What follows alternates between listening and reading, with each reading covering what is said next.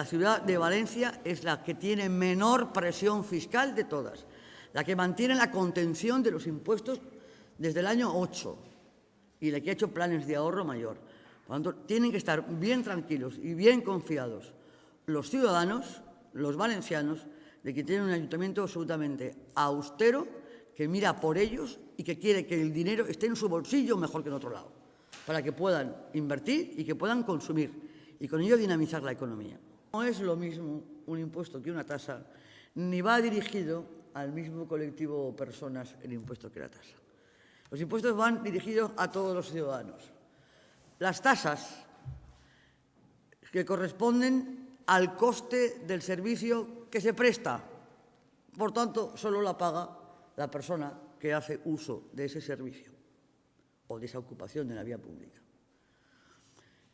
Exactamente el coste de la tasa, exactamente la dimensión de la tasa, el grueso de la tasa, corresponde al coste del servicio.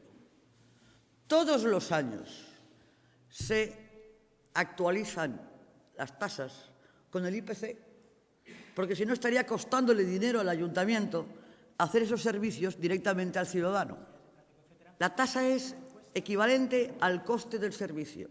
Si no se actualiza la tasa con el IPC, pues estamos perdiendo dinero los valencianos respecto de un servicio que se han prestado a algunos valencianos que lo han solicitado. No tenemos por qué todos los valencianos pagar el servicio que ha solicitado algún valenciano. Por tanto, yo les ruego y les pido, desde mi humildad absoluta, que trasladen a los ciudadanos que viven en una ciudad con la presión fiscal más baja de las grandes ciudades. Más baja de las grandes ciudades.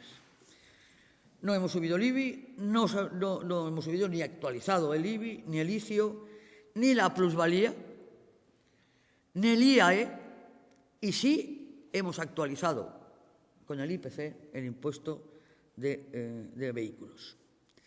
Y además hemos bajado el tope para el fraccionamiento, para que puedan fraccionar el pago aquellas personas que puedan demostrar que tienen dificultades económicas para hacer frente al pago de los impuestos.